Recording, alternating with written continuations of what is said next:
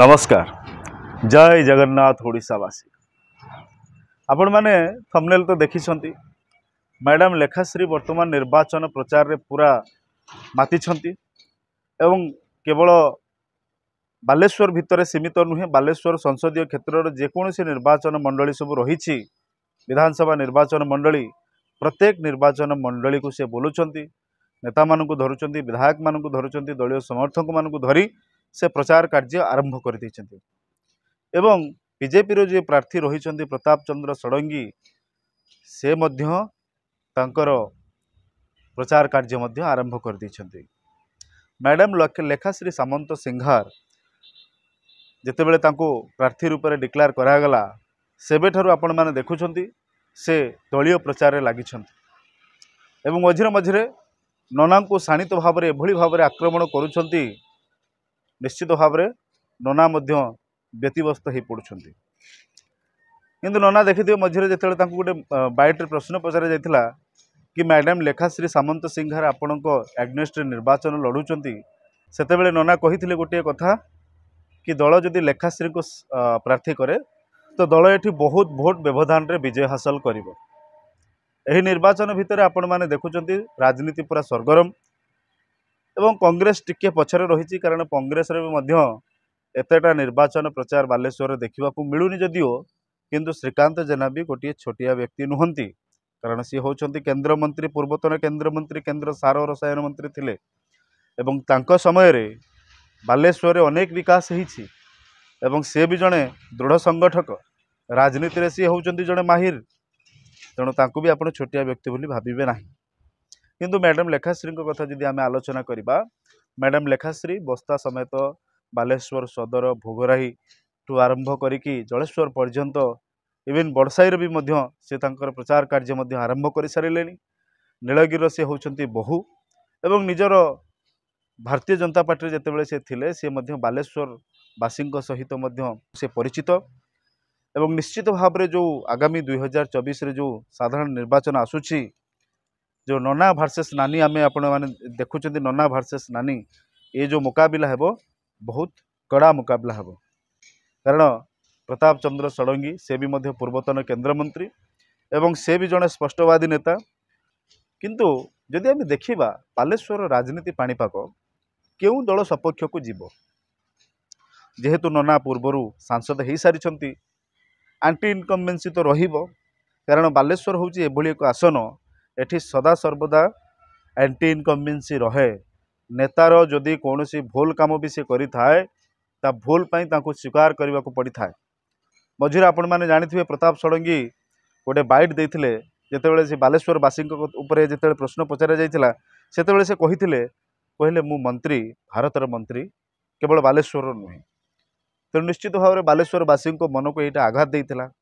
परवर्ती पर्यायर आपण माने जानिथिबे से तांकर मंत्री पद मध्य चली जाइथिला एही बयान परे परे आपण माने लक्ष्य करथिबे तांकर मंत्री पद मध्य चली जाइथिला एवं कोठी ना कोठी आपण माने देखंतु 2019 तुलना रे 2024 रे ननांकर जो समर्थकों संख्या कमी बोली आम अस्वीकार करि परिबा नाही कारण मैडम लेखाश्री सामंत सिंघार को बिजु जनता दल सेठी प्रार्थी देइछि आउ जेहेतु से जड़े एते बड़ लीडर निश्चित भाव में सेठी भारतीय जनता पार्टी भोट को से माइनस करेंगे एवं से जड़े वेल एजुकेटेड लेडी एवं सी भी मध्य पार्लियामेंट रे बालेश्वर जो मुद्दा सब रही बालेश्वर विकास को नहीं जो सब मुद्दा रही ताकू सी पार्लियामेंट रे भल भाव में उपस्थापन करेंगे यह एथिरे आम तिले मात्र संदेह ना कारण आपण माने जानिछंती जेतेबेले से मुखपात्र थिले सरकारी दल को टार्गेट करती विभिन्न क्षेत्र में शाणित आक्रमण करके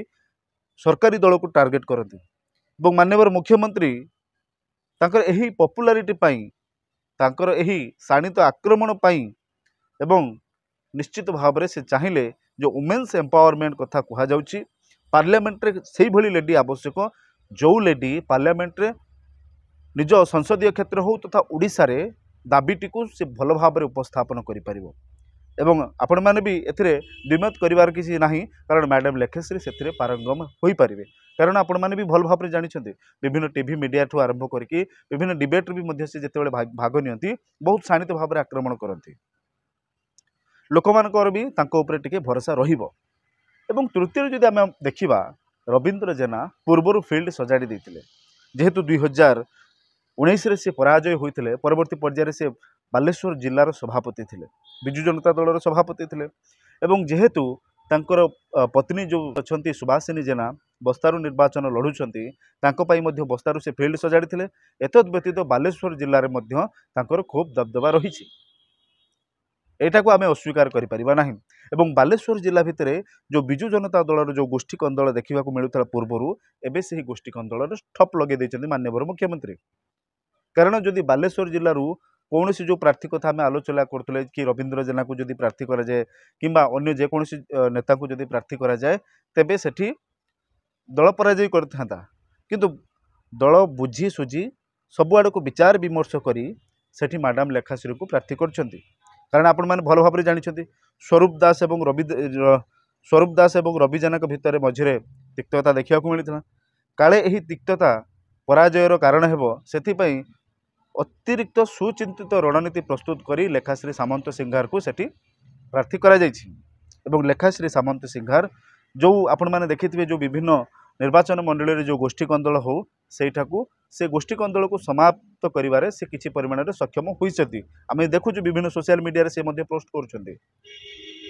ଏବଂ ଆପଣମାନେ ଜାଣିଥିବେ ଯେଉଁ ଶ୍ରୀକାନ୍ତ ଜେନାଙ୍କ କଥା ମୁଁ କହିବି, ଶ୍ରୀକାନ୍ତ ଜେନା ଯେତେବେଳେ 2014 ମସିହାରେ କଣ୍ଟେଷ୍ଟ କରିଥିଲେ, ସେଠୁ ସେ ହାରି ଯାଇଥିଲେ।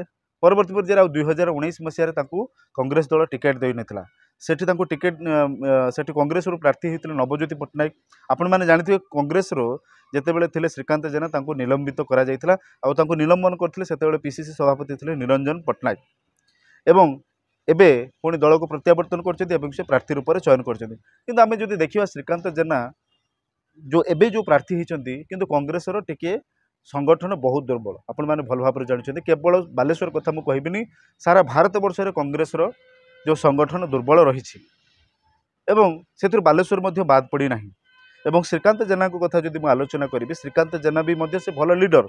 କିନ୍ତୁ ଯେଉଁ ପ୍ରାର୍ଥୀମାନେ ବର୍ତ୍ତମାନ ସବୁ ଦିଆଯାଇଛି, ଆପଣମାନେ ଦେଖନ୍ତୁ ଯେଉଁ ପ୍ରାର୍ଥୀମାନେ ସବୁ ନିର୍ବାଚନ ଲଢ଼ିଛନ୍ତି ବର୍ତ୍ତମାନ, ସେ ପ୍ରତାପ ଷଡ଼ଙ୍ଗୀ ହୁଅନ୍ତୁ କିମ୍ବା ମ୍ୟାଡ଼ାମ୍ ଲେଖାଶ୍ରୀ ସାମନ୍ତ ସିଂହାର ହୁଅନ୍ତୁ, ସେ ବି ମଧ୍ୟ ବହୁତ ହେଭିୱେଟ୍ ଲିଡର ଏବଂ ସେମାନଙ୍କର ଜିତିବାର ଚାନ୍ସେସ୍ ମଧ୍ୟ ବହୁତ ଅଧିକ ରହୁଛି। ଏବଂ ତାଙ୍କୁ ଫାଇଟ୍ କରିକି ବିଜୟ ହାସଲ କରିବା ନିଶ୍ଚିତ ଭାବରେ ଏହା ବହୁତ କଷ୍ଟସାଧ୍ୟ ହେବ ବୋଲି ମୁଁ ମନେ କରୁଛି। ଆପଣମାନେ ଜାଣିଥିବେ କଂଗ୍ରେସର ବହୁତ ବରିଷ୍ଠ ନେତାମାନେ ସବୁ ଦଳ ତ୍ୟାଗ କରିକି ବିଜୁ ଜନତା ଦଳ ଏବଂ ଭାରତୀୟ ଜନତା ପାର୍ଟିରେ ମିଶି ଯାଉଛନ୍ତି। ଏବଂ ଏହି ପରିପ୍ରେକ୍ଷୀରେ ଶ୍ରୀକାନ୍ତ ଜେନା ସେ ତାଙ୍କର ଦଳୀୟ ସମର୍ଥକଙ୍କୁ କେତେ ପରିମାଣରେ ଧରି ରଖିପାରିବେ, ସେ ଆଗାମୀ ଦିନରେ ଦେଖିବାକୁ ବାକି ରହିଲା। ଏବଂ ଏଇଠି ତ ଆପଣମାନେ କ୍ଲିୟର କରିଯିବେ କି ଯେଉଁ ପ୍ରତାପ ଚନ୍ଦ୍ର ଷଡ଼ଙ୍ଗୀକୁ ଦଳ ଯେଉଁ ରିପିଟ୍ କରିବାର କାରଣ ମଧ୍ୟ ଏହା, କାରଣ ଭାରତୀୟ ଜନତା ପାର୍ଟିର ସେଭଳି ମଧ୍ୟ ପ୍ରାର୍ଥୀ ନାହାନ୍ତି। ପ୍ରତାପ ଚନ୍ଦ୍ର ଷଡ଼ଙ୍ଗୀଙ୍କ ବ୍ୟତୀତ ଭାରତୀୟ ଜନତା ପାର୍ଟିର ସେଭଳି କୌଣସି ପ୍ରାର୍ଥୀ ନାହାନ୍ତି କି ସାଂସଦ ପ୍ରାର୍ଥୀ ରୂପରେ ବହୁ ପରିମାଣରେ ବିଜୟ ହାସଲ କରିବାର ସମ୍ଭାବନାକୁ ନେଇକି। କିନ୍ତୁ ଯେତେବେଳେ ଲେଖାଶ୍ରୀ ସାମନ୍ତ ସିଂହାରକୁ ଏଠି ଟିକେଟ୍ ଦିଆଯାଉଛି, ନିଶ୍ଚିତ ଭାବରେ ବିଜୁ ଜନତା ଦଳ ଏକ ସ୍ୱତନ୍ତ୍ର ରଣନୀତି ଏବଂ ବିଜୟର ଆଶା ସମ୍ଭାବନାକୁ ନେଇକି ସେଠି ମ୍ୟାଡ଼ାମ୍ ଲେଖାଶ୍ରୀକୁ ମଇଦାନକୁ ଓହ୍ଲାଇଛନ୍ତି। ଏବଂ ସେ ଜାଣିଛନ୍ତି ଯଦି ନନାଙ୍କୁ କେହି କାଉଣ୍ଟର କରିପାରିବେ, ଶାଣିତ ଆକ୍ରମଣ କରିପାରିବେ, ସେ ହେଉଛନ୍ତି ନାନୀ। ନନାଙ୍କୁ କେବଳ ନାନୀ ହିଁ କାଉଣ୍ଟର କରିପାରିବେ। କାରଣ ଆପଣମାନେ ଜାଣିଥିବେ ରବୀନ୍ଦ୍ର ଜେନା ସେ ଜଣେ ଲିଡର, ତାକୁ ଯେତେବେଳେ ପ୍ରାର୍ଥୀ କରାଯାଇଥିଲା 2014 ମସିହାରେ ଏବଂ 2019 ମସିହାରେ ଆପଣ ଦେଖିଥିବେ ସେ କୌଣସି ବିରୋଧୀଙ୍କୁ ଏତେ ଶାଣିତ ଆକ୍ରମଣ କରନ୍ତିନି। କିନ୍ତୁ ଏହି ଯେଉଁ ନିର୍ବାଚନ ଆସୁଛି, ଆପଣମାନେ ଦେଖିବେ ଏଇ ଯେଉଁ ନିର୍ବାଚନୀ ବୟାନବାଜି ବହୁତ ଶାଣିତ ହେବ, ବହୁତ କଠୋର ହେବ। ଦେଖିବା ଆଗାମୀ ନିର୍ବାଚନରେ କେଉଁ ଦଳ ବାଲେଶ୍ୱର ବାଜିମାତ କରିବ। ଆପଣମାନଙ୍କୁ ତ ମୁଁ ଆନାଲିସିସ୍ କରିକି ଦେଖେଇଲି, ଆପଣମାନେ ଅନ୍ଦାଜ କରିସାରିଥିବେ କି କେଉଁ ଦଳ ଏଠି ବାଜିମାତ କରିବ। आशा करी आज भिडियोटी आपको निहाती भाव में इनफॉर्मेटिव होती। जदि भल लगी तो लाइक करेंगे, चैनल नुआ थे सब्सक्राइब करदे। पुणी देखा एमती आउ कि नुआ टॉपिक को लेकिन रही। नमस्कार, जय जगन्नाथ।